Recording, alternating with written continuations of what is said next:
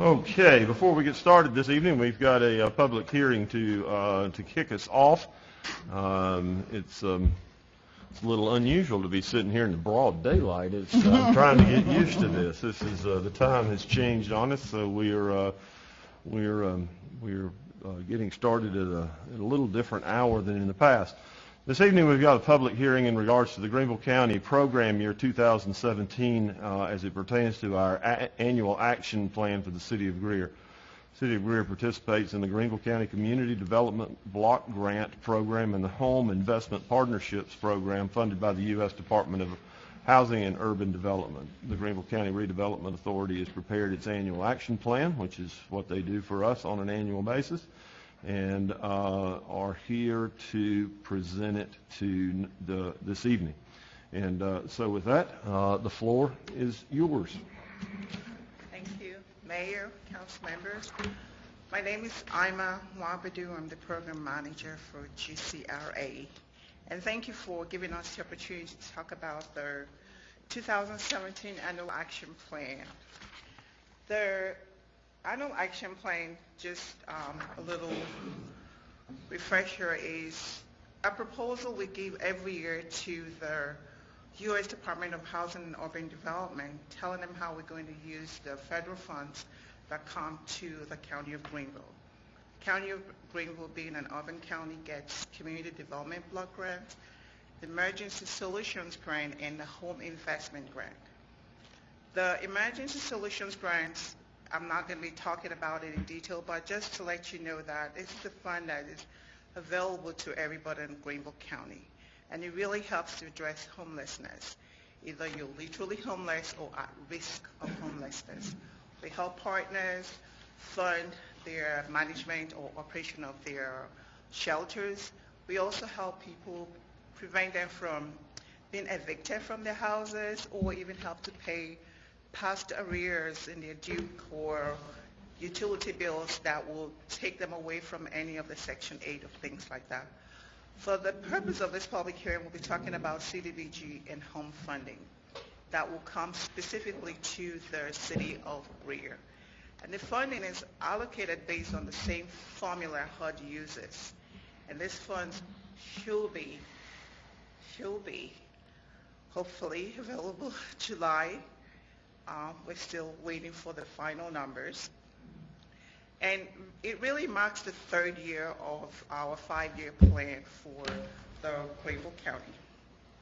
Before I go into the detail of the proposed allocation, I'm just going to go through what the funds can be used for.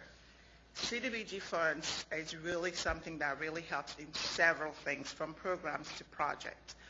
Most of all the infrastructure projects that we do in the neighborhood must be low and moderate income area. It can be used to address slum and blights. It can also be used to address like an urgent need in an area. If you had FEMA money, it's not enough, or you had flood, and you can't do anything, you can use CDBG funds to do that.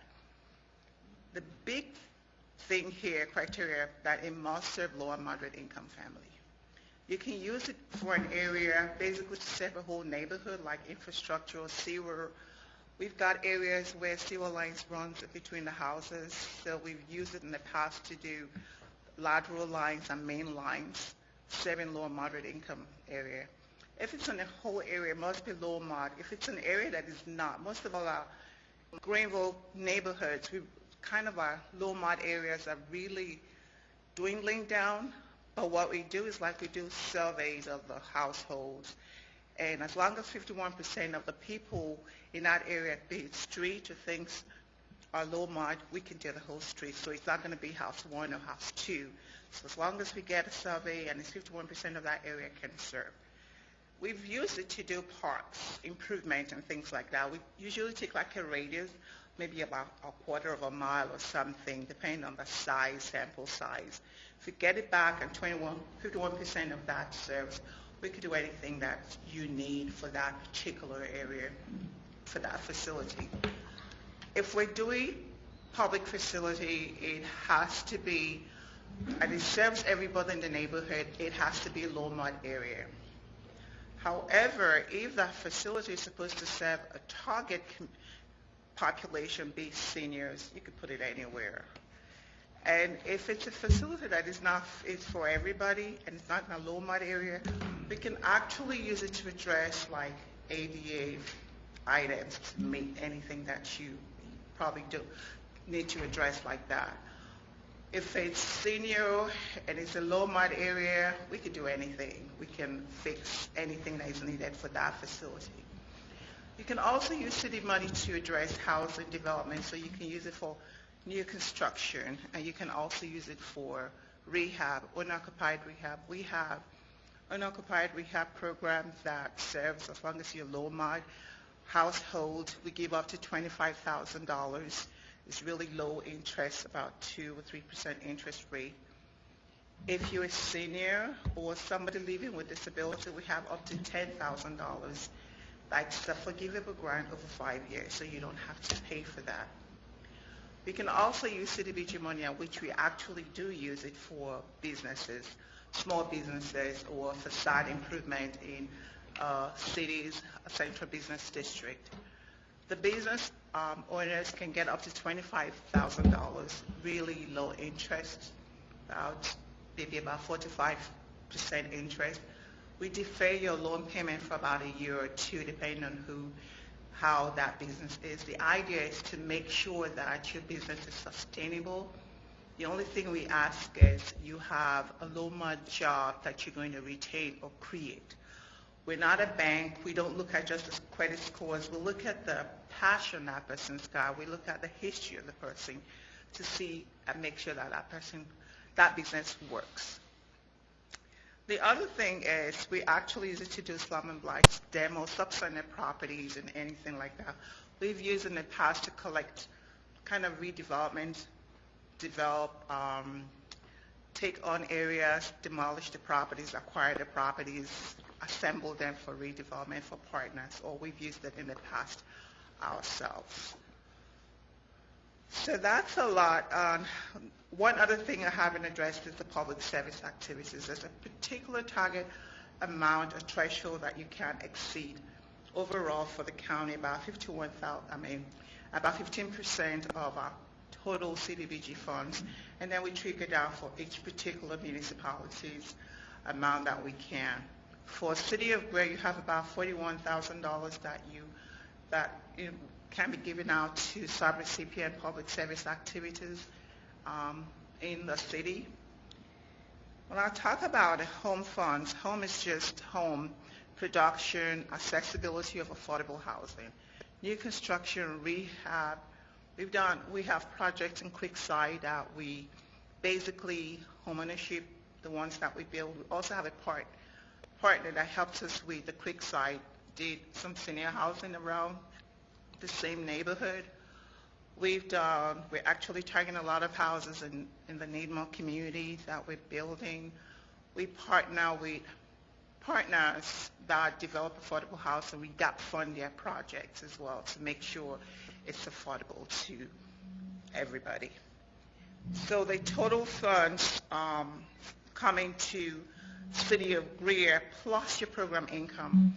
The program income is really proceeds of money, either we've loaned money to somebody or we've sold houses.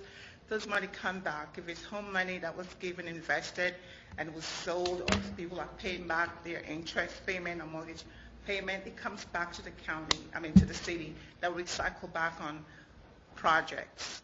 So your program income funding projected for the 2017 in CDBG is about $70,000, and home program income is about $180,000. We've been selling houses in Creekside, so we always make sure we recycle, or we constantly use that funding for housing development. So for the proposed allocation for 2017, we've set aside $50,000 that will be for acquisition. We're really targeting properties in the Needmore community. We do have the Needmore Spring Street project that we're doing, so part of our responsibility is to help GLDTC with right-of-way acquisition. So we want to make sure we have enough money to do that.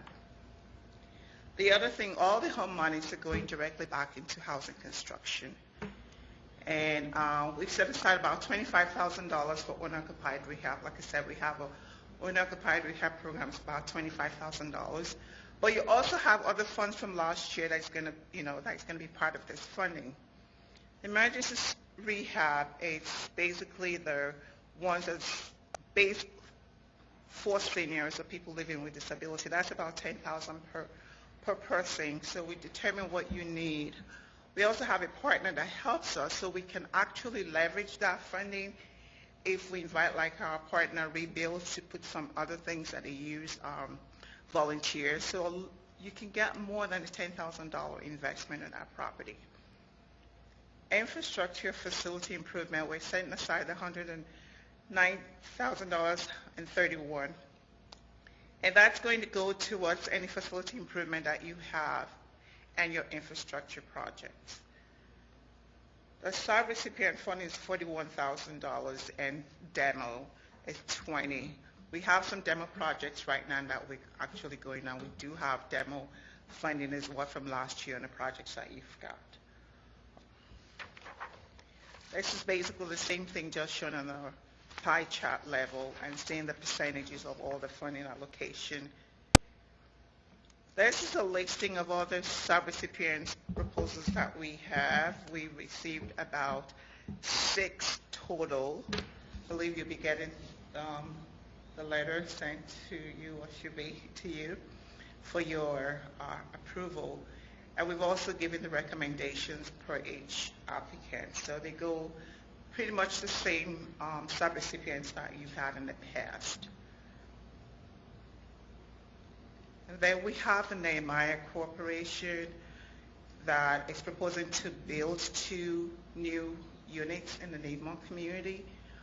Their initial goal was to do lease purchase, but our recommendation is for them to go ahead with the homeownership units, sell those 2, and as per home program, if it's not sold in 9 months, then it can convert into rental.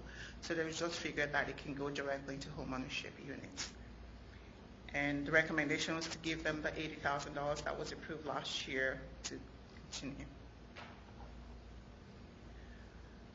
This is basically telling you a little update on the Needmore community. And a couple of years ago, we did complete the Canteen Tremore project. That was a partnership project with GLDTC.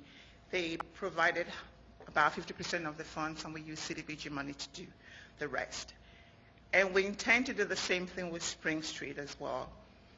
The Co-Transco estimated almost a little over $1 billion for the project.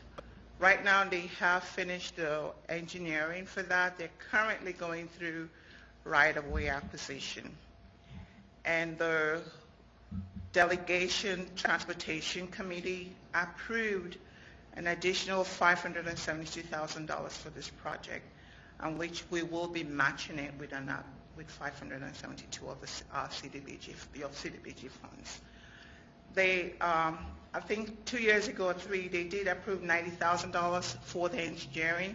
So far, they've been paying all the engineering costs, but we matched that with the CDBG funds.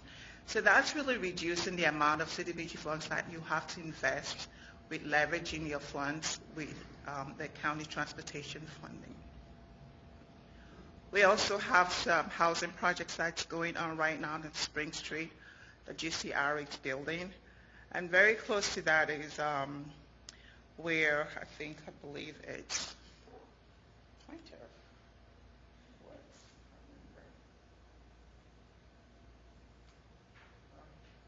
the University 5 houses between Full and McKissick is where Nehemiah is planning to develop. They want to buy all those properties and build 2 with your home money and additional with state home money. These are some of the houses we've built in the past. The Creekside project is still going on. We have actually completed and sold 8 units. We have 2 under construction right now. The ones in the center, the 1B section, have all been developed. Those are the rental houses for the seniors. One of the things we're looking to do for the phase 2 is either have an RFQ or a partnership to help complete the phase 2, so that way the project could go a little faster than we have going now. So it's basically the same, some other houses that we built. How many units are left? We built 8, so 10 that's already, so about 22 lots left. And when are you going to put the request for the proposal out? We tend to do it before the end of this fiscal year. So we're targeting either April or May, once that's approved by our board. Can you copy us on that? Definitely. And the other option too is like Habitat has also indicated an interest to work with us. So we're looking at all these options before we proceed. So all the ones you've built at Creekside, have you sold them yet? Yes.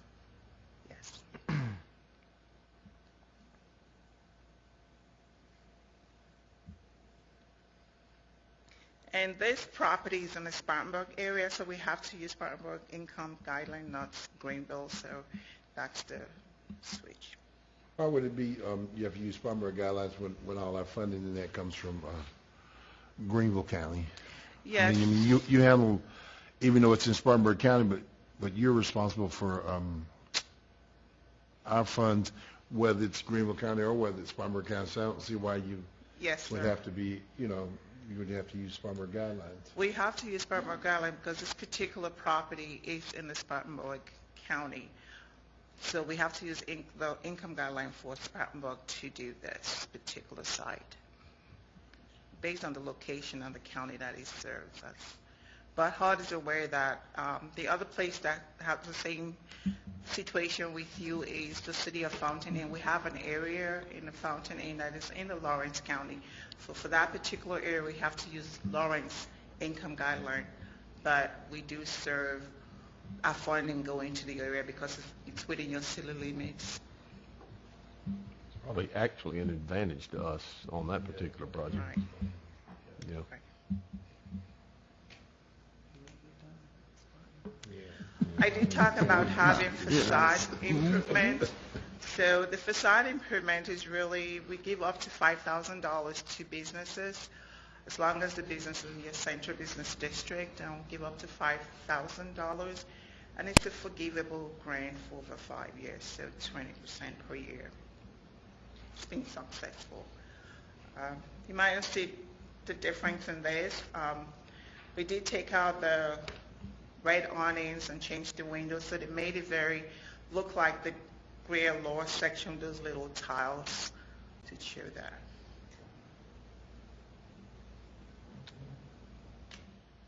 Can you go back to the need more slide right quick? It's probably 3 back or 4 back. Okay. So help me just a bit. We've spent approximately $900,000 on that project, and it looks like the total award is going to be close to $1.5 million. So we've got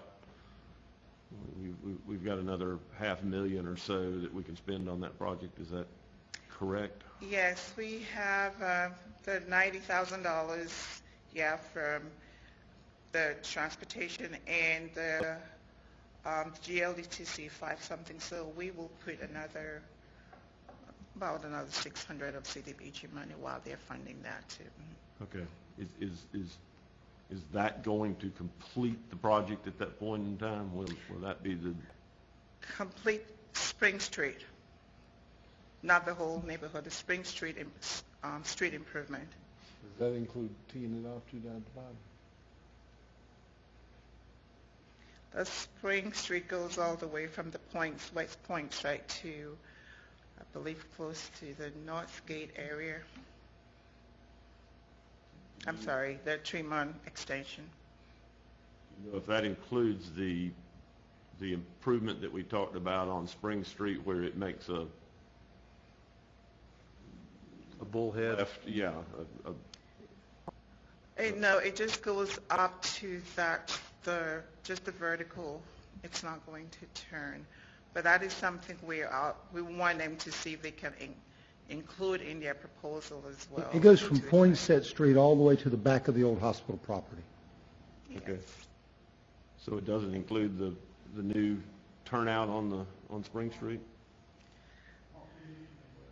Yeah, we're shifting the road on the Poinsett Street end. It actually will align with the street across. So that lines, and then it goes all the way to the other end where we are, we're taking that 45-degree and making the turn to straighten that up. And that's where we had to do the property swap with the old Allen Bennett site. But is that included in? That's included in the Spring Street project. Yes. Okay. That was what I was after. Yeah. Okay. All right. Thank you. Council, questions? Then what happens with that other lot that was down there on the end of Spring Street that's close to, we had two lots that were... That we still own? Mm-hmm. Yeah, we still own them. Oh, okay. Said that it was getting harder to find low mod areas to spend the money. I just wondered if that's because people are moving or if the program has improved neighborhoods to the point where that's a problem. I think it's a lot of combination. People are moving. You also have people who are moving in that is the income's a little higher. And I believe earlier on some census tract boundaries changed, but yours is still pretty good. So that has actually changed the dynamics of the income and the demographics. Some areas have changed that, right? It's a good thing and positive. So.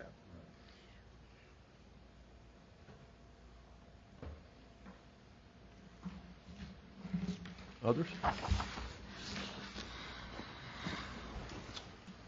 Would anyone here this evening like to speak in regards to the public hearing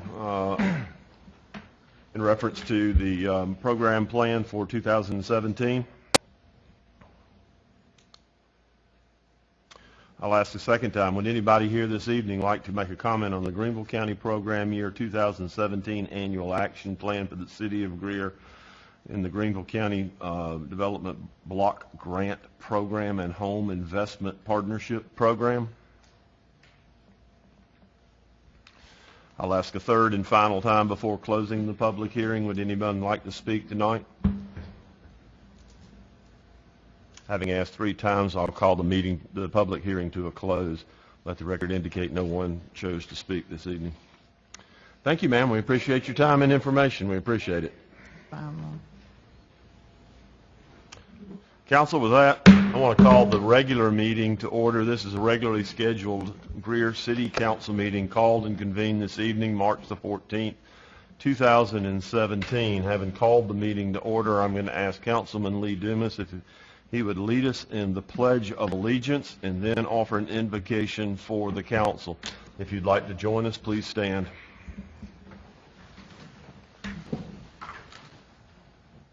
Pledge allegiance to the flag of the United States of America and to the republic for which it stands, one nation, under God, indivisible, with liberty and justice for all.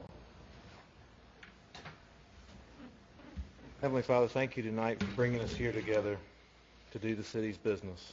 We invoke your presence and ask that your will be done. In Christ's name, amen. Amen.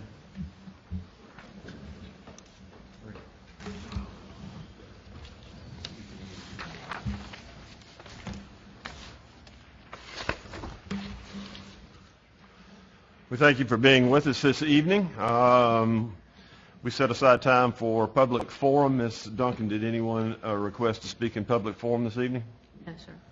With that, then, council will move to the minutes of the council meeting that we held on February the 28th. Do I hear a motion they be received? So moved. Second. Have a motion and a second. Items of note for the clerk.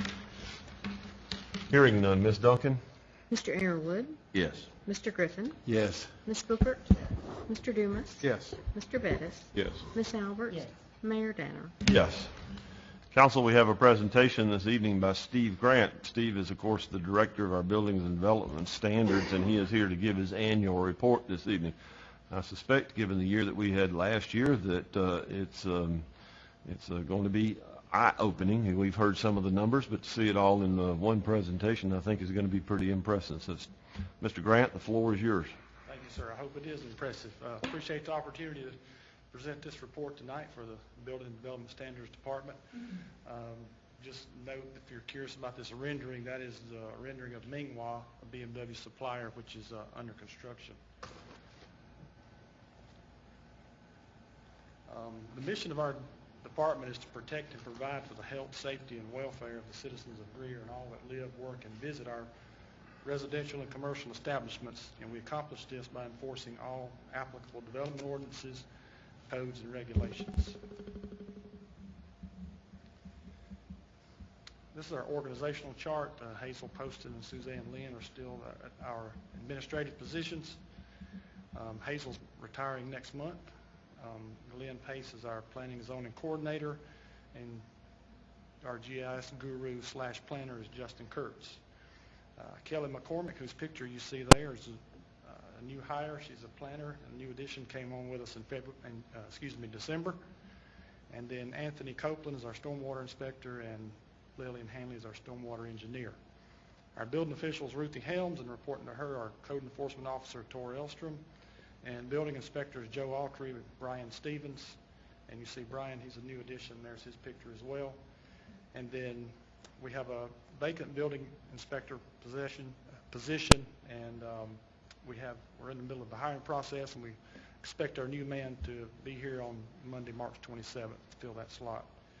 And then we have a part-time inspector, Billy Campbell, who's a vital part of our inspection team as well. We'll start in the Planning and Zoning Division. This division promotes the city's growth by providing comprehensive planning, land development, and historic preservation and coordination services. Some of the notable activities and achievements this year in the Planning and Zoning group are, as I mentioned earlier, we hired a new city planner, Kelly McCormick. And on the economic development side, the Greer Community Master Plan was awarded the Outstanding Planning Project for a small urban jurisdiction for 2016. We hosted the spring conference of the South Carolina American Planning Association, SCAPA. There were 300 attendees, and it showcased the Community Master Plan. And also, we completed the 5-year update of the comprehensive plan. On the quality of life, Glenn's been starting work, been very instrumental in this, getting this started, the South Carolina Historic Preservation Grant.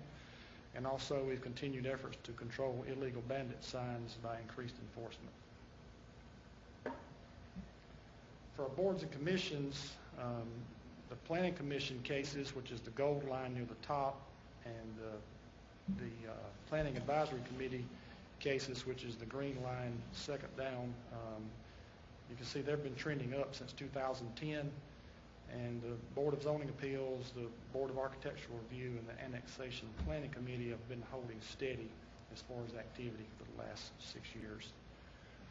In addition, we approved 281 single-family and 184 multi-family lots and dwelling units in 2016, and those communities ranged in size from 31 to as large as 93 lots. This is a pie chart of the breakdown of the cases by type, of 73 total cases, 39 being to the Planning Commission, 21 to PAC, and 5 each for the BZA and the APC, and then 3 cases for the bar. This slide is zoning permits by month. The sign zoning permits are in orange, and commercial permits are in blue, and residential in yellow. And this is just showing you the fluctuations by month for the year. A 3-year look at the sign permits. You can see that we're maintaining a high level for the last 3 years. 95 in 2016, which is the highest in 3 years. And then a 3-year look at commercial zoning permits and maintaining a high level as well, with 126 permits in 2016. And then a 3-year look at the residential zoning permits. It's been increasing on an upward trend for the last 3 years with 426 in 2016. That's jumping up from 280 in 2015. This is a graphical view of the locations of those zoning permits that were collected, and the concentrations and the clusters are shown in the colors, with the pinkish red being the highest concentration of permits, and then the tan to blue being a lower concentration. But it's pretty well spread citywide, with the higher concentrations being on the west and the south sides of the city. This is a graph of the inventory of available buildable lots.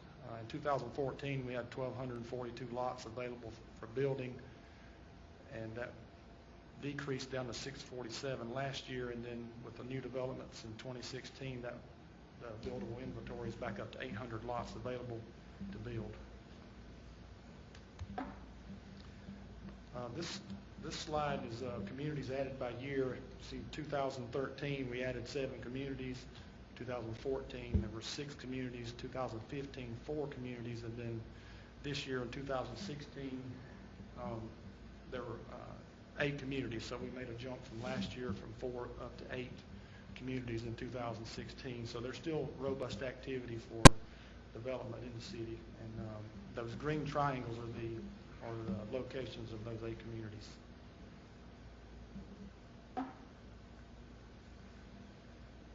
In 2016, annexations are noted in the blue areas. You see the blue shading around the city. That's where the annexations occurred. The city grew by 208 acres, which increased our square mileage to 23.4 square miles. And our population increase last year was up 5.3%, up to 29,155. So overall, the planning and zoning activity levels remained at a robust level for 2016 and even higher than 2015 in some cases.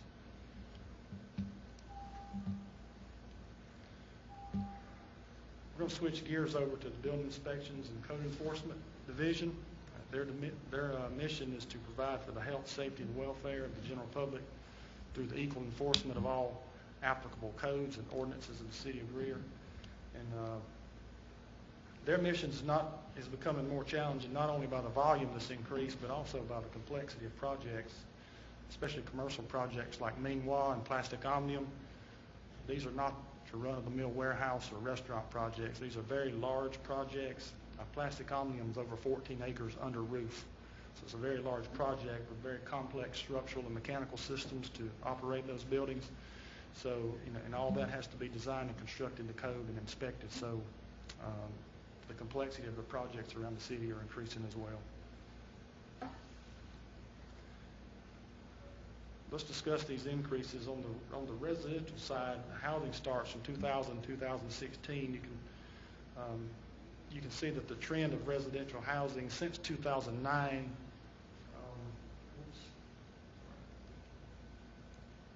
2009 was sort of a low point in recent history, and it's been trending up steadily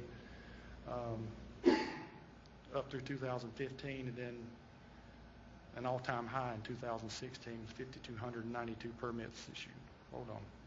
I got all my housing starts. Here we go.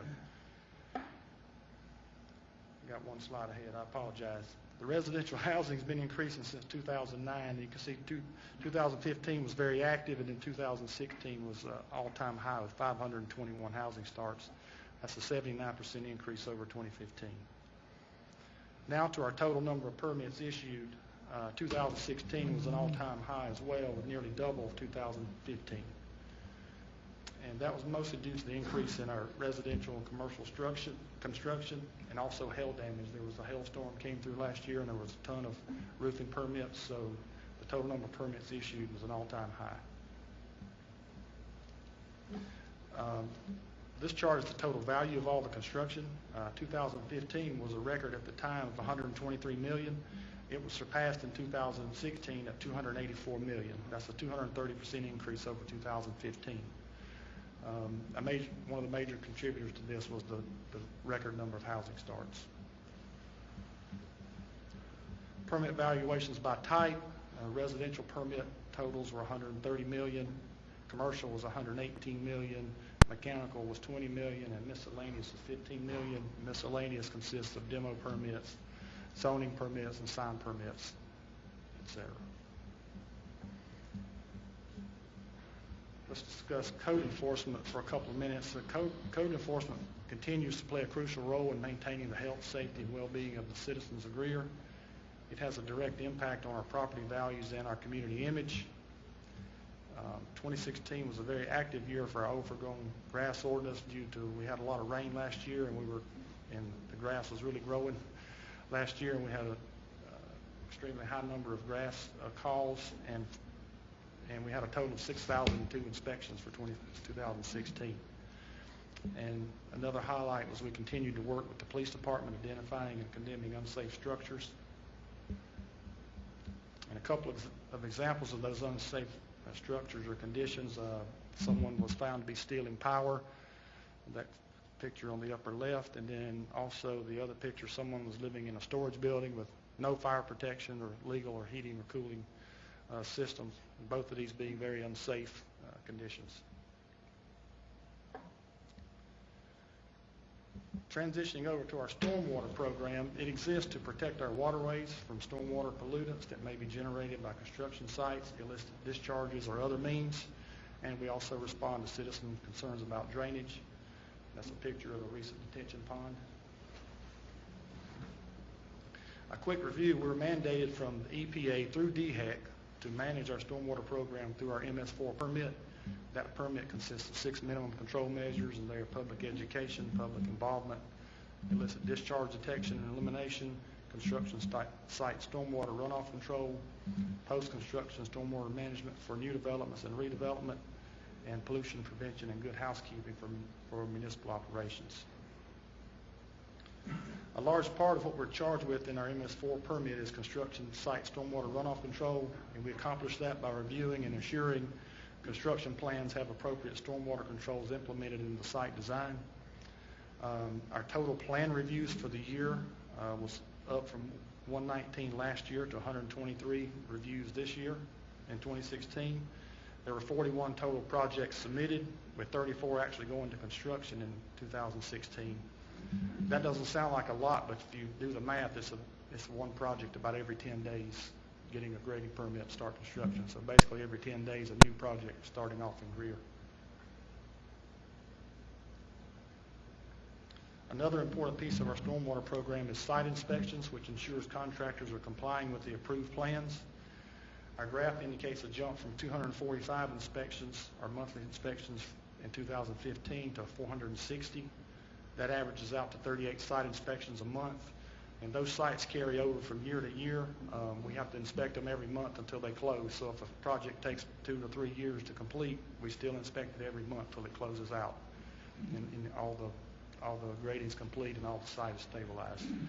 Anthony Copeland's our stormwater inspector. He performs all these inspections and communicates with contractors and owners if there's any issues with their sites. In addition to site inspection, Anthony did 479 individual lot drainage plan reviews, 259 site inspections, and 19 asphalt and proof roll inspections. Moving over to the engineering division, we're charged with overseeing the coordination of city projects, the paving program, reviewing site plans for residential and commercial projects, inspection of street construction, and devising a stormwater staff. Some notable projects that are underway, the Brushy Creek Road Sidewalk Extension Project. It's an extension of sidewalk approximately 1,800 feet to Century Park. We'll be talking about that later on in the agenda tonight. Also, we have Depot Street parking lot. It's an older, deteriorating parking area. And we're looking at rehabilitating the pavement, restriping the spaces, and adding lighting and landscaping to that lot. Some other projects currently underway, a Memorial Drive drainage improvement project I'll hope to be bidding out in the very near future, and the Century Park Bridge project. I've been assisting Parks and Rec Director Ann Cunningham with soils and footing design evaluations on this project. Another very important project underway is our downtown streetscape project. You can see pictures here of some shots of our sidewalk and roads, both started to deteriorate. The conceptual design is just getting underway, but this project's intent is to improve pedestrian usability and create space for outdoor festival type activities, while at the same time we rehabilitate our sidewalks and our asphalt surfaces. Speaking of asphalt surfaces, our paving program in 2016 consisted of paving on the Spartanburg side of the city. We repaved approximately 1 mile of streets, and you see that list there. And on the Greenville side of the city, we repaved approximately 1.4 miles of streets, and you can see those there. I would like to highlight the North Howell Road paving project. Significant portions of that road were in need of rehab and not just resurfacing, so it became more cost effective to reclaim the road by a process known as full depth reclamation. You can see this piece of equipment there nicknamed the Hulk. Essentially that piece of equipment grinds up the pavement and the subgrade and mixes it with cement and then respreads it all in one operation. And then those tractors you see behind it there come along and roll out, and compact the subgrade, and then it's allowed to set up. And then essentially you have a new street once it's paved over with new asphalt. You have a new street. So that was a pretty unique operation in the city this year. And then here's another picture of a recent repaving on Trade Street, which is a important thoroughfare into our downtown.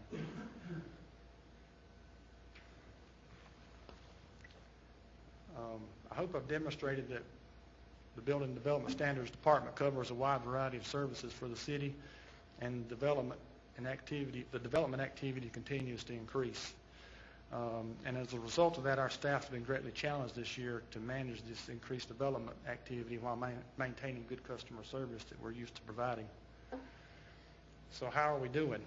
Well, many times this year we felt like these pictures. And quite honestly, we haven't always been able to maintain the type of customer service we're used to providing to our customers. So I wanted to help demonstrate how we felt here by using a running analogy. I don't know if any of you are runners, but the average jogging speed is about 6 miles per hour, and the world-class sprinter speed is around 23 miles per hour. And you see the lady on the left there, she's jogging along, looks like a comfortable pace. I suspect she could probably sustain that pace for an hour or two, maybe all afternoon. On the other hand, you have the sprinters in the other picture. They're running much faster than she is, but they can only maintain 23 miles per hour for a short period of time, and then their pace is just going to drop off as they continue. So we've kind of felt more like the sprinter this past year than the jogger, and sustaining that sprinter's pace has been quite a challenge. So what are we doing about it?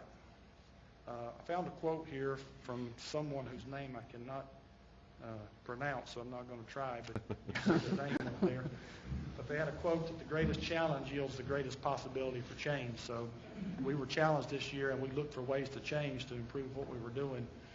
And so what we did, we've changed a part-time inspector position to a full-time to help keep up with the load. We hired a planner to assist with our planning and zoning activities and enhance our long-term planning capabilities. We increased the use of contract services for plan review and inspections. We evaluated our internal processes for efficiency, and we've made some changes to improve that efficiency. And we're currently evaluating our project management software options to increase our efficiency and productivity. So what does that mean about the future? We certainly can't predict the development activity in the future, but we anticipate that our process changes and our new management software will improve our efficiency and help us better manage our workflow. We will continue to use contract services to manage the workload, and we'll be considering strategic addition of staffing to help best manage the development needs for the city. And with that, I'll be happy to try and answer any questions. Great. Council? Any questions for Mr. Grant in his presentation this evening? Comments? Given the... I do have one question. Go ahead. What is the condemnation process like? I mean, I have noticed several of those signs around the city. I know you're talking about the guy living in the shed and Right. some different things. When we stick those signs up, what do we tell them? They have to do X by a certain date, or else what? Yes, and I'm going to look to my building official over here for details. Ruth, if you don't, can you help me out? When we place the placard, that is official notice that the building has been condemned by our code that we are required to follow, and the owners have several options, and that's to repair the building and bring it up to standard, have it demolished, or secure the building if it needs to be boarded up. And then if they don't comply, where does it go from there? Well, we've turned several homes over to, we can take them to court, but if it's abandoned properties, we typically end up referring those over to GCRA. They've got quite a few properties on their list now to be demolished, and we have probably about 30 condemned properties on our list currently in the city. Does that answer? Thank you. Thank you, Ruthie. Others? Anything else?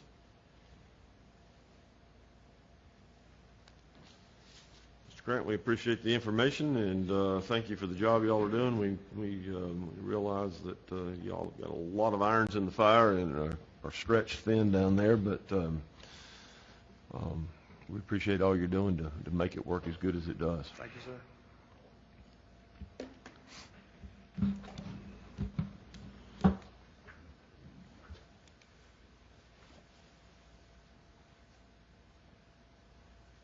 With that, we'll move to the administrator's report. Mr. Driggers?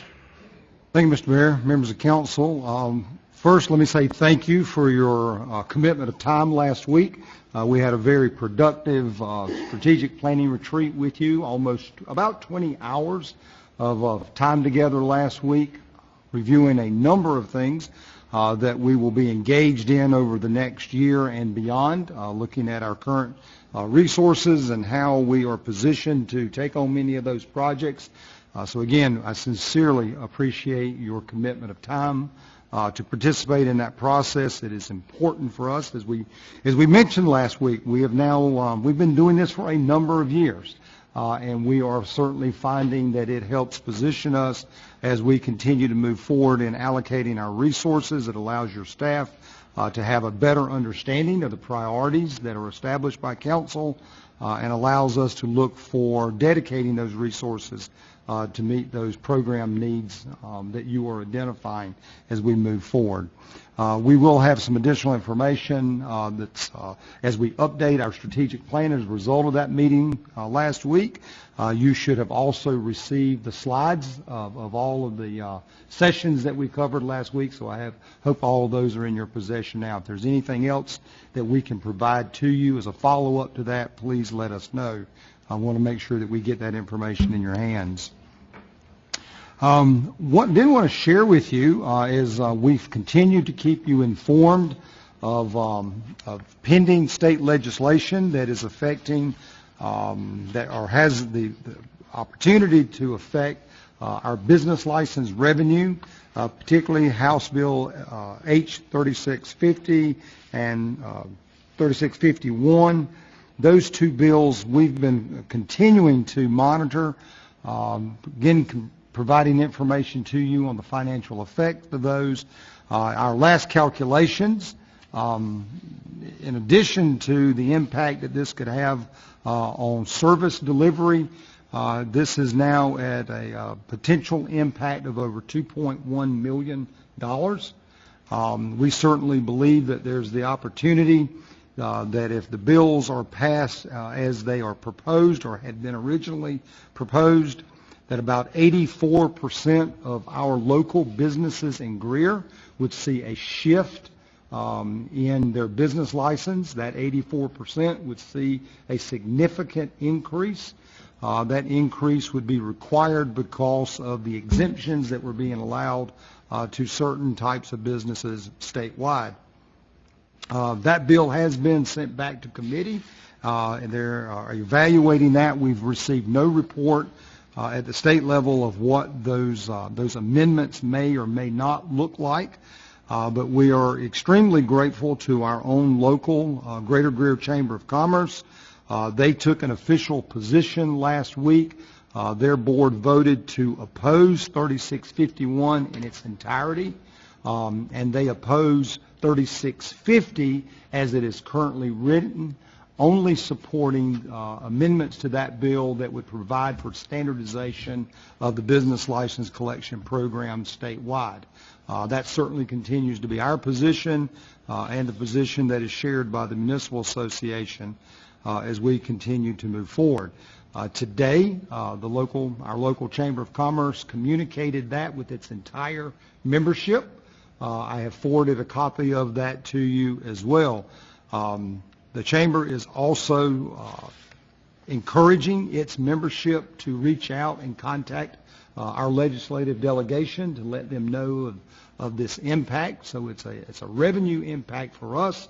It certainly is an expense impact to the majority of the Chamber members that our local Chamber represents. So very, very grateful to the Board of Directors of the Greater Greer Chamber of Commerce. Had the opportunity to present this information to them last Thursday, and the board unanimously made the decision to oppose 3651 and to only support the standardization efforts of 3650. So again, very, very appreciative to our own Chamber of Commerce for their support in that. We will continue to monitor those bills. We will continue to communicate with our own delegation members, but this is one at $2.1 million. Every time we dig a little deeper into that legislation, we're finding that the financial impact gets more and more severe. So I want to keep you abreast of what's happening with that issue. I want to make you aware, I'm sure you already are because many of you are participating in the program, but we are involved. There are 6 municipalities within Spartanburg County that are participating in a program called Healthy Community 50. And once a quarter during 2017, there is the opportunity that we're encouraging our community to get out and walk with their elected officials. Our next elected official walk is Saturday, March the 25th. We will gather here at City Park around the fountain at 9:30, and then we will do our walk beginning at 10 a.m. So we certainly hope all of you can come and participate in that. I know schedules vary at different times for different folks during the year, but certainly hope that you'll be able to select one of those events during 2017. And we certainly hope your schedule will allow us for our next one. And again, that is Saturday, March 25th.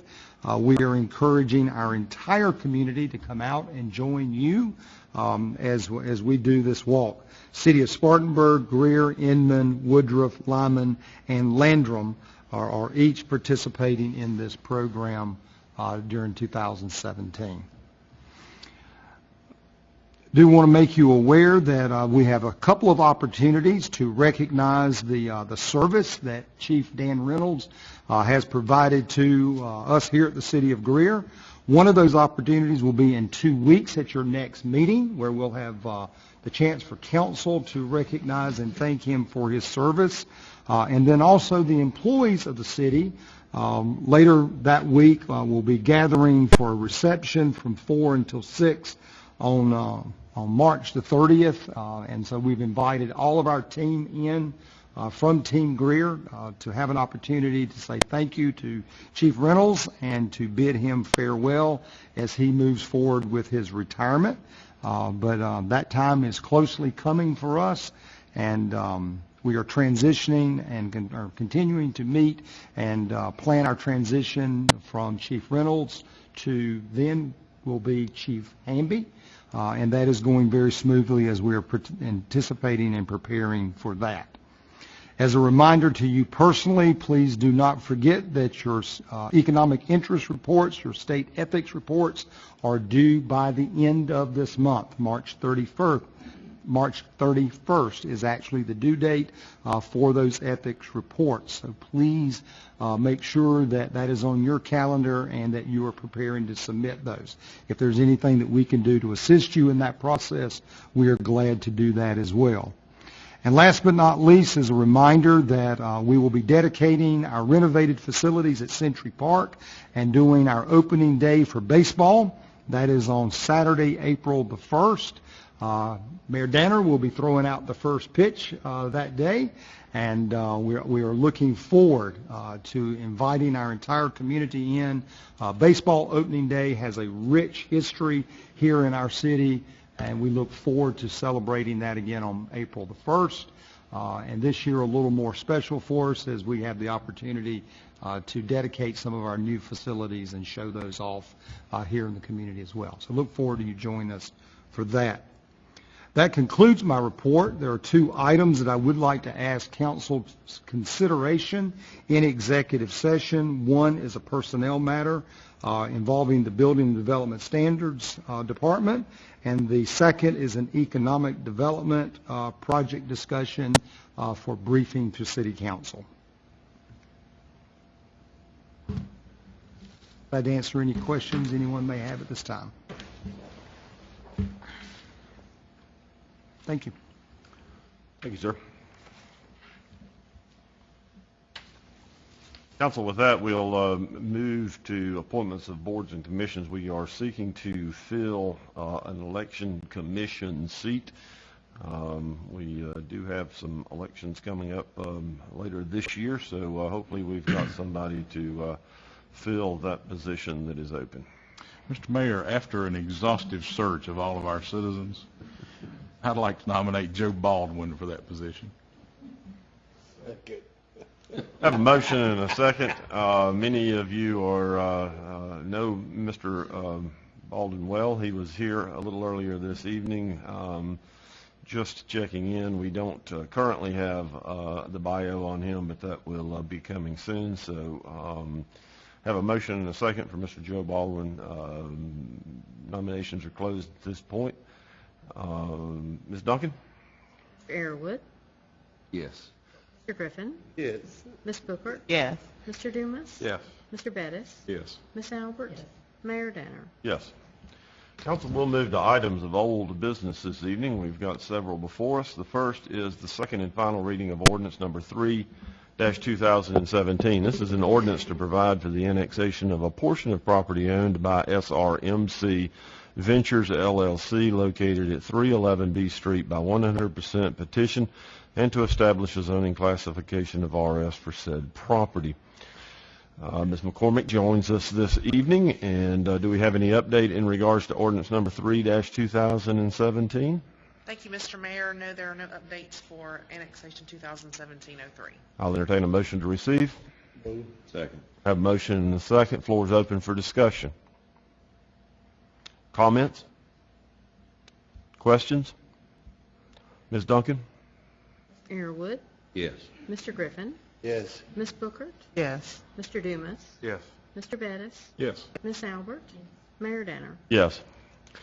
Council, the second and final reading of ordinance number 4-2017 is before us this evening as well. This is an ordinance to provide for the annexation of properties owned by the Greenville Office Park LLC, located at 140 Oak Springs Drive, 220 J Street, 240 J Street, part of Lot 122 J Street, 150 J Street, and Lot 8 of J Street by 100% petition, and to establish a zoning classification of DRD for said property. Any update in that regard, Ms. McCormick? Not at this time, Mr. Mayor. Entertain a motion to receive. So moved. Second. Have a motion and a second. Floor is open for discussion. Comments? Questions? Hearing none. Ms. Duncan? Airwood? Yes. Mr. Griffin? Yes. Ms. Booker? Yes. Mr. Dumas? Yes. Mr. Bettis? Yes. Ms. Albert? Mayor Danner? Yes. Council, the last item of old business is the second and final reading of ordinance number 5-2017, an ordinance to provide for the annexation of property owned by Jones Avenue Partners, LLC, located on Jones Avenue by 100% petition, and to establish a zone classification of RM2 for said property. Any update in that regard, Ms. McCormick? Nope, no updates on this one either at this time. Thank you. We'll entertain a motion to receive. So moved. Second. Have a motion and a second. Floor is open for discussion.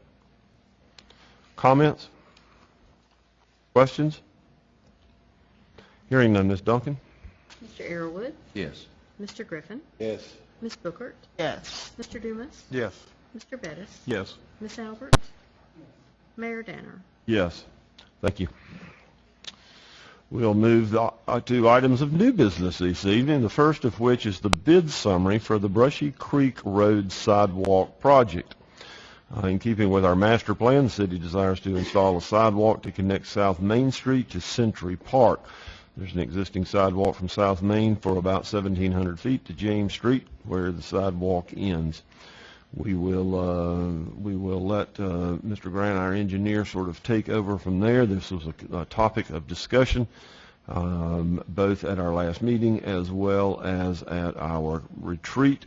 So hopefully you are familiar with this project. I'll ask Mr. Grant to give us an overview, not only for us as a reminder, but for those that may be attending this evening for the first time to hear about this project. Mr. Grant?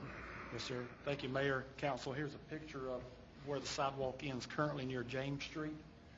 As you were mentioning earlier, the project's proposed to extend the sidewalk from James Street for about 1,800 feet to Century Park.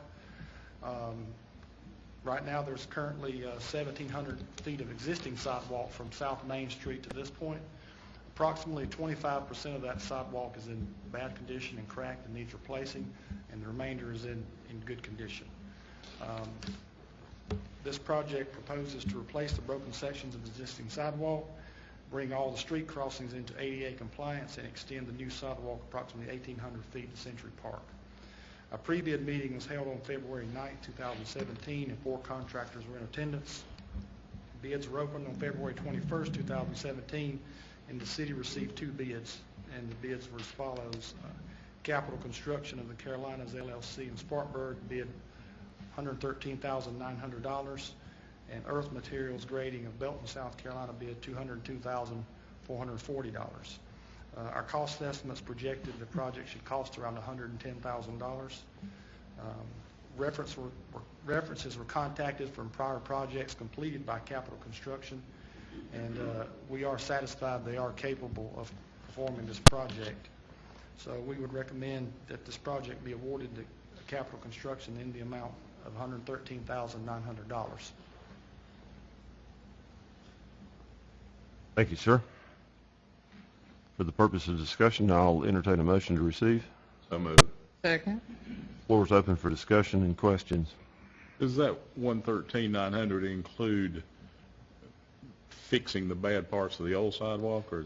Yes, sir. They're going to take out the cracked sections and replace it with new sidewalk, and also the rest of the sidewalk that remains.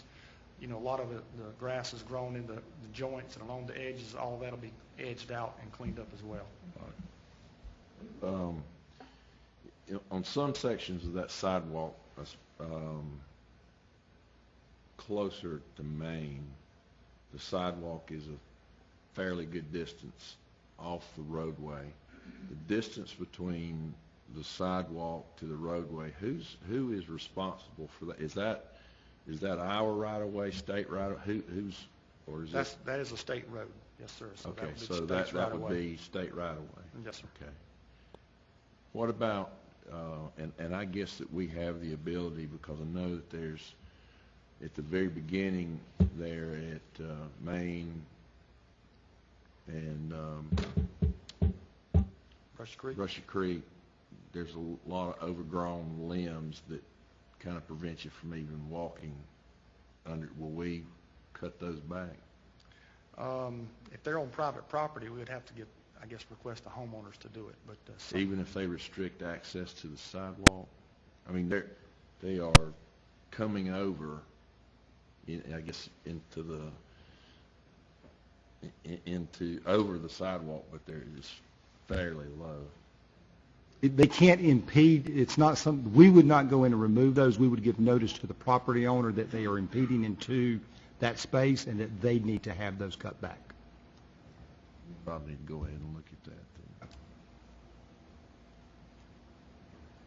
then.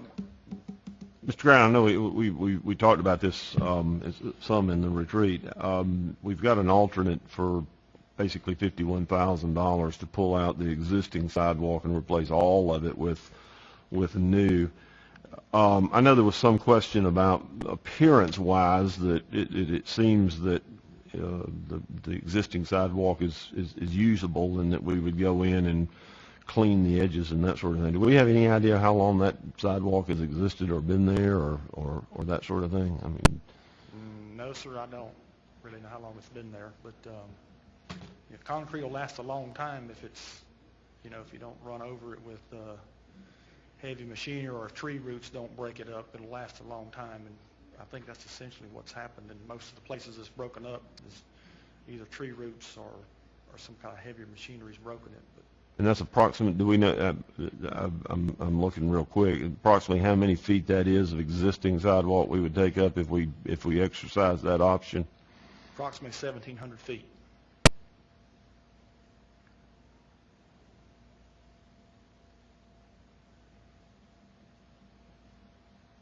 Oh, okay, all right. I'm assuming that not just where it's broken or where we're adding sidewalk, but where the sidewalks have heaved. Right. All those will be fixed and re-poured and fixed. And I guess we'll take out what's causing them to heave. Right. It could be not enough construction joints or expansion joints, so we'll add those in as well. One place that it's about 3 or 4 inches where it looks like at a joint that it's just come up. Right. All those will be repaired on this project.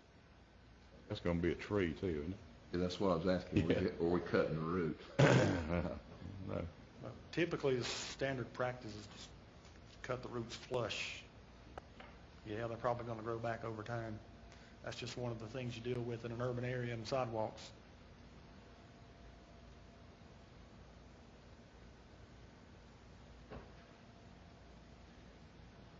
Just for clarification, we had some discussion of whether to include the alternate as a possibility in the original bid. What we've elected to do is to recommend the low bidder for the project, and then then our second ask of council will be, would you choose that we would exercise the alternate option with the low bidder? So we just didn't think we could ask the question until the low bidder is selected.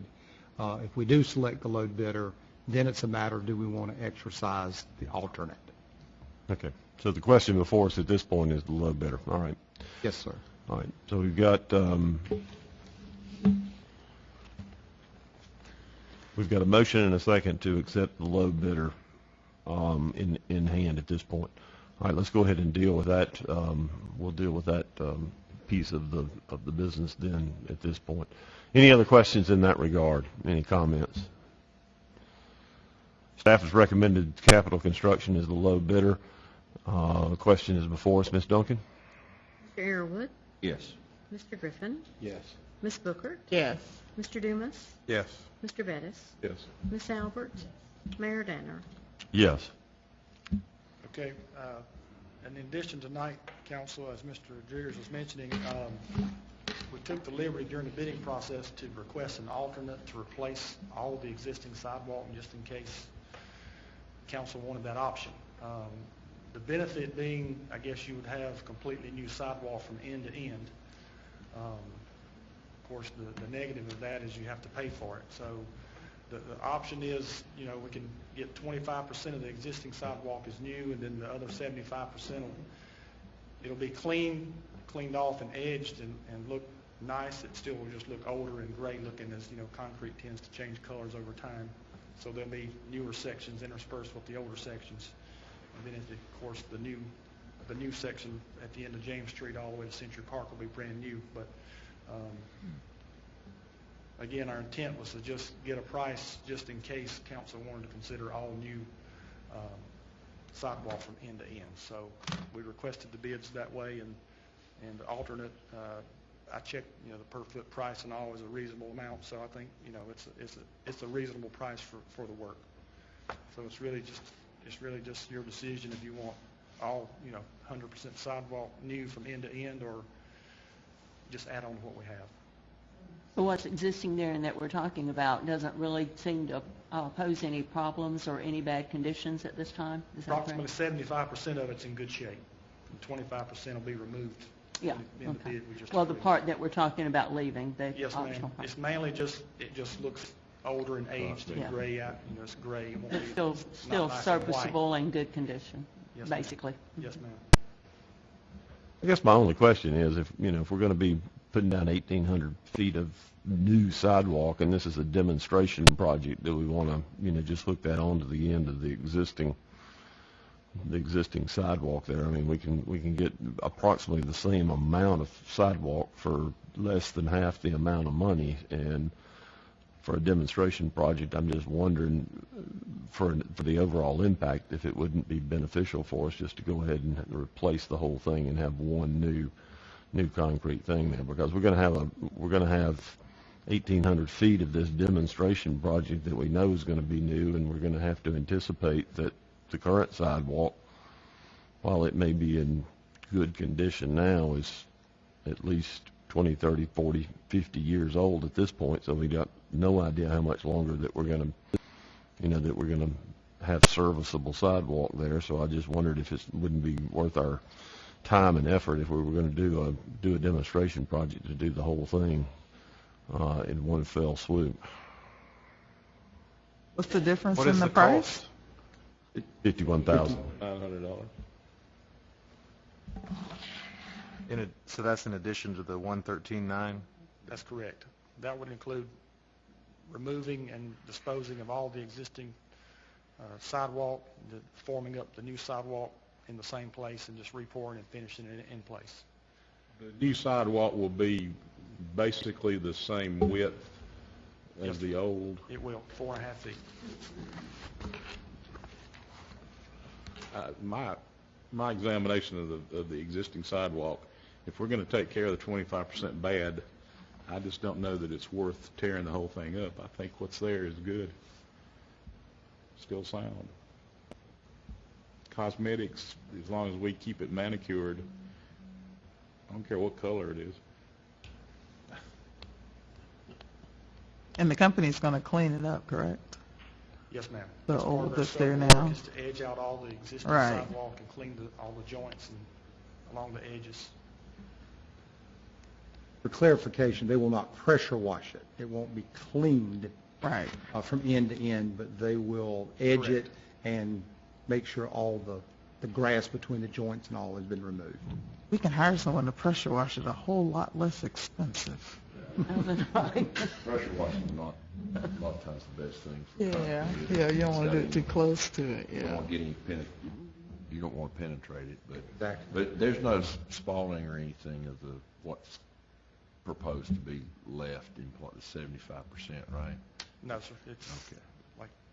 it's in pretty reasonable condition other than just age and color. We just wanted to provide the council the option.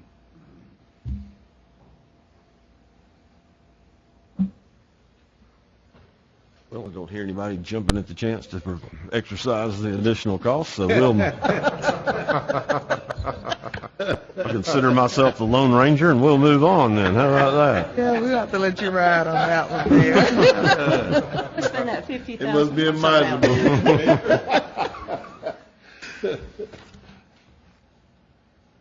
All right, then we will proceed. We can let Capitol know then. All right, thank you.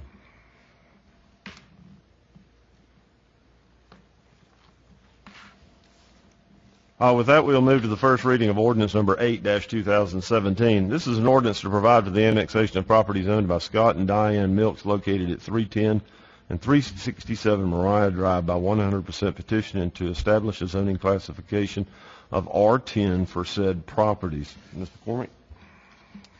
Thank you, Mayor Danner. The annexation petition and zoning request is for 310 and 365 Mariah Drive. The property owner is requesting R10 zoning classification containing 23.55 acres in order to construct a new single-family residential subdivision. The property is currently vacant. We did have the subdivision on our PAC committee meeting on February 23rd. It will also be presented to Planning Commission, as well as this annexation at our upcoming meeting on the 20th. Again, this is a request for annexation and zoning. The subdivision is a separate review. However, I can provide details if you're interested in that at this time. Okay. By show of hand, is the owner of the property or a representative of the owner of the property with us this evening? Okay, thank you. I'll entertain a motion to receive number 8-2017. Motion. Second. Have a motion and a second. Floor is open for discussion or questions. How many homes are they going to put on? The current proposal is for 63 lots. That is a traditional R10 subdivision. It will not be proposed for a cluster. Councilman Griffin, and the developer is the same as the adjacent subdivision known as Redcroft. However, the home builder has not been established at this time. It may be a separate developer builder than the one that you have in Redcroft, which is Meritage Homes. They are exploring other options. On the map, it's kind of confusing. There's a lot of red lines for the subject property, but it looks like that although all the parcels are contiguous, but there looks like there's a strip that's going to be left out, that it's almost like two properties aren't meeting. I don't know what that is. May I approach your computer? Sure.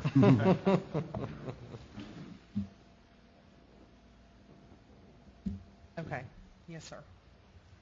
Basically, it looks like you got a flag lot and then you got a big lot and a space in between. The red line that's kind of squiggly that you're seeing is the outline of Mariah Drive. Once established, this zoning, if approved in the subdivision, that will go away, and you'll have the two parcels. So you have one large parcel and then another flag lot that contains a single-family residential structure, which has been moved off of that at this point. So that line in the middle is just a circle of Mariah Drive, which is basically a driveway.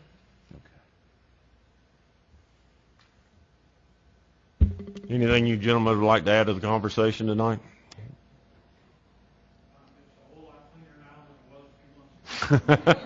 Indeed. Thank you. Others? Ms. Duncan? Mr. Arrowood? Yes. Mr. Griffin? Yes. Ms. Booker? Yes. Mr. Dumas? Yes. Mr. Bettis? Yes. Ms. Albert? Mayor Danner? Yes. Council, first reading of ordinance number 9-2017, an ordinance to provide for the annexation of property owned by Keenan and Whit Properties LLC located at 201 North Buncombe Road by 100% petition and to establish a zoning classification of C3 for said property. Ms. McCormick? Thank you, Mayor Danner. This property annexation is for a portion of this parcel located at 201 North Buncombe Road. It's currently in Greenville County, zoned S1 services. The portion that is proposed to rezone into the city of Greer will be zoned, if approved, C3 highway commercial, and that is 4.41 acres.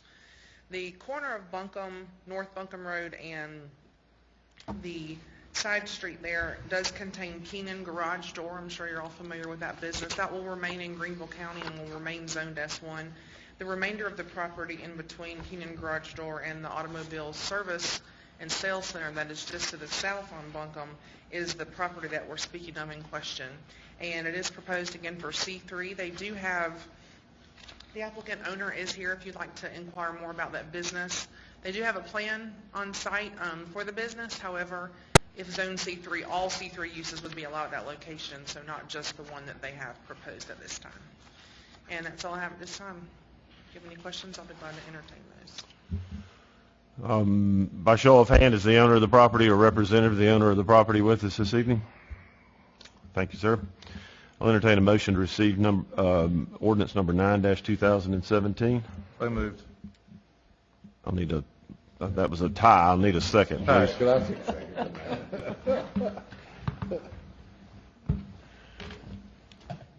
You get the second? I'll take a second. Okay.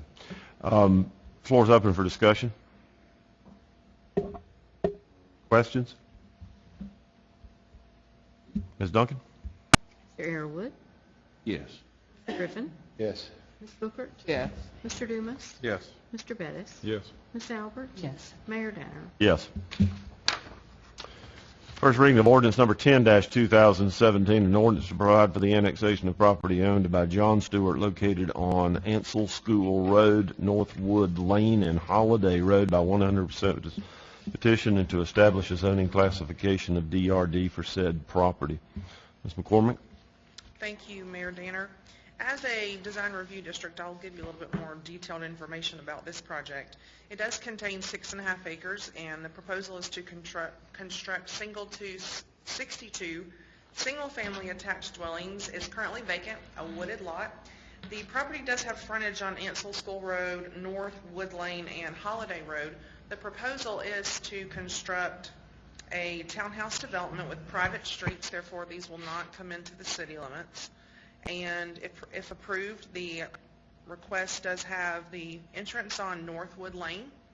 Therefore, you have the one entrance coming off Northwood. They do have a secondary fire access showing on Holiday Road, and then amenities areas within the development, as well as 62 townhouse units. The site plan does call for 14 individual townhome buildings, so you'll have a mixture of attached uses from 3 to 6 buildings attached as you go along the circle, and then they will have the clubhouse and pool area up in the front, and that will front on Ansel School Road. However, no access there. We have been working with the engineering firm to discuss their sidewalks within the development, as well as community mailboxes. You've probably seen cluster mailboxes as an issue that has come up in a lot of developments recently, and they will be doing cluster mailboxing in this development as well. I'll take any questions that you have at this time, or can... Thank you, ma'am. Is the owner of the property a representative of the property with us this evening by show of hand? Record indicate no one was. Entertain a motion to receive. Oh, excuse me. I'll entertain a motion to receive. So moved. Second. Have a motion and a second. I could have taken a second on that one. Floor's open for discussion. Questions? We've had this property before, have we not? On several occasions. I can't remember Like now. that was what I was thinking too. There was something about the road and sidewalks, and something went down some way. Has I don't know if anything it's the same one or changed not. since we've seen it before?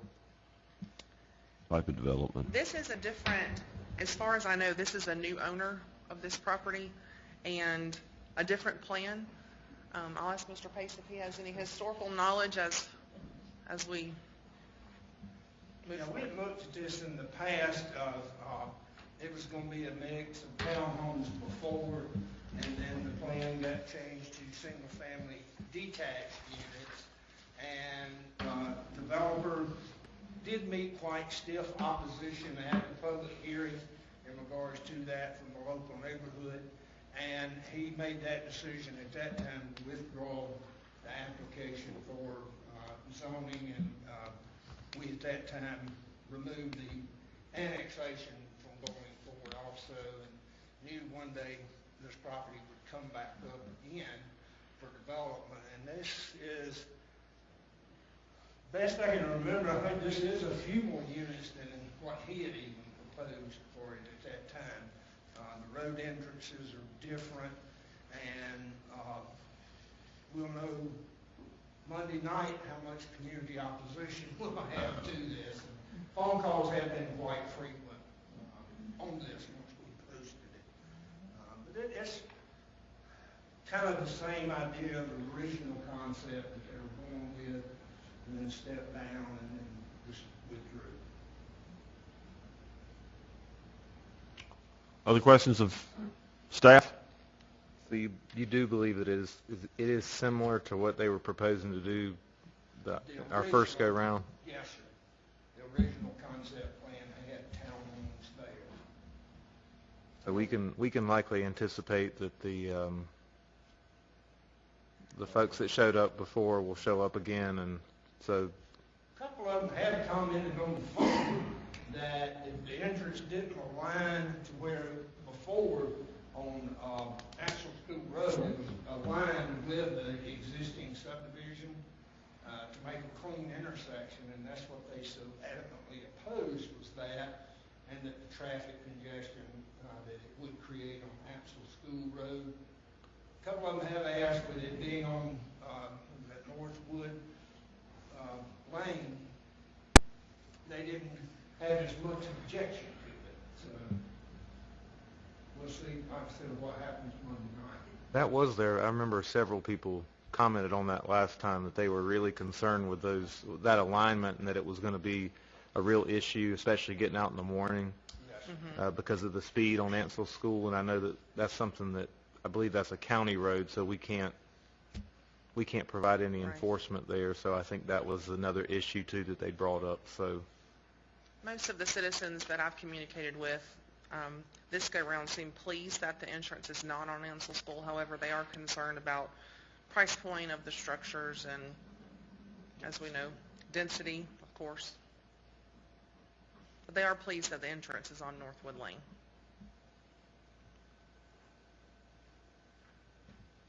Anything you'd like to add to the conversation this evening? I'm actually the liaison. I'm hired by people who will be purchasing the property themselves. Okay. Yes, we have moved. One of the items was to move the entrance onto Northwood. That gives the traffic the option this way or this way. You don't have that opposing with the intersection. Subdivision that's across. Thank you. And I think that was, the thing that you and I had, the email we had going back and forth this week with the lady that was affiliated with the HOA. I think that was the first question that she brought up. Is it going to be similar to the setup last time? Right. So that's good to hear. So hopefully they'll be more pleased this go around. I shared the plans with her, and I think she passed them on to a lot of other people because they sent a few emails asking a few questions, and they all seem happy with the way this is laid out, with the exception of a few questions still that they have.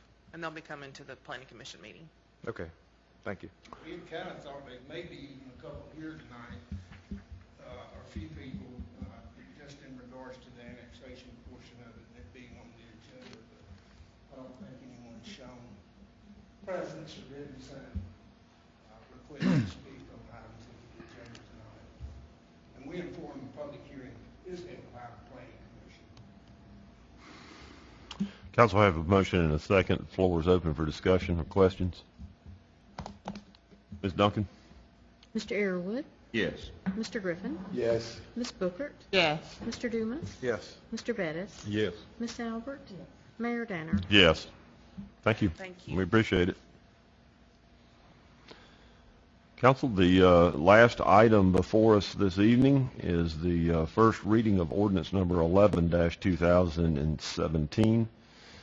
This is a 12th supplement ordinance provided for the issuance and sale of City of Greer, South Carolina, combined utility system refunding revenue bonds in one or more series in the aggregate principal amount not exceeding $15.5 million, authorizing the mayor or city administrator and the general manager of the Greer Commission of Public Works to determine certain matters with respect to the bonds, prescribing the form and details of the bonds and other matters relating thereto.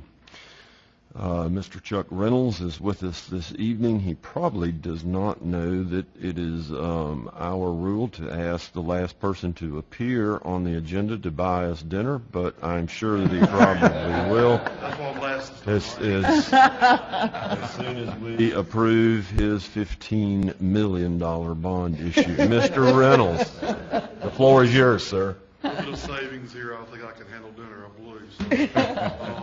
So, I get an opportunity to come up here sometimes and borrow some money to build some projects and spend it, and I get this opportunity that I very much enjoy to come save some money for CPW's customers and your public here. But so Mayor and Council, so we have an opportunity at CPW to issue some refunding bonds here in 2017 that would actually refund our 2009 refunding bonds that were issued back then in June.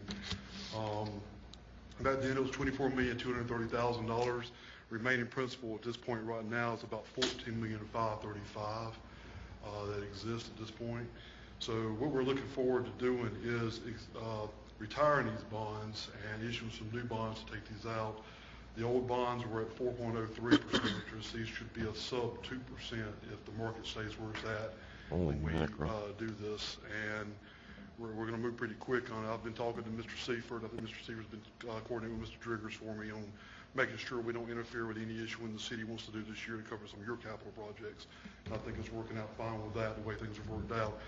For CPW and its customers, over the next 8 years, we would not extend the life of the bonds. That was an option we decided not to do.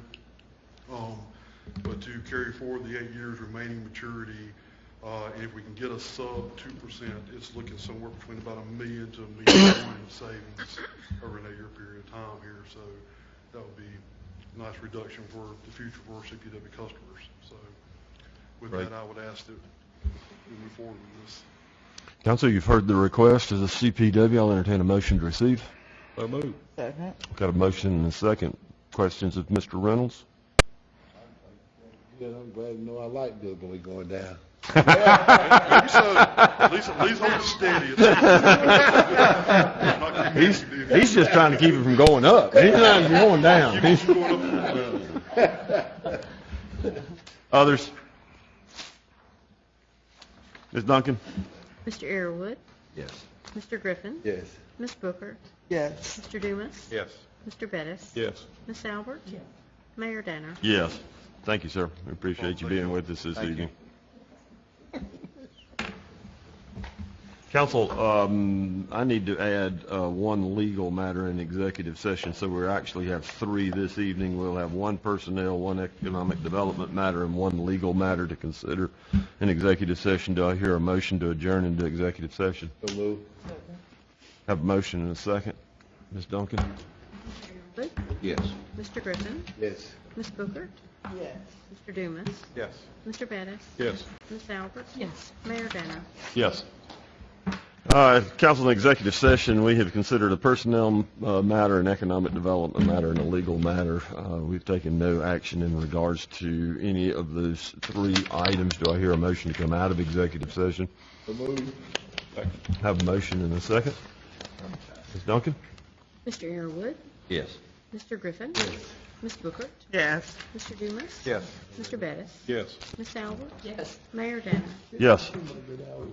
You stand adjourned.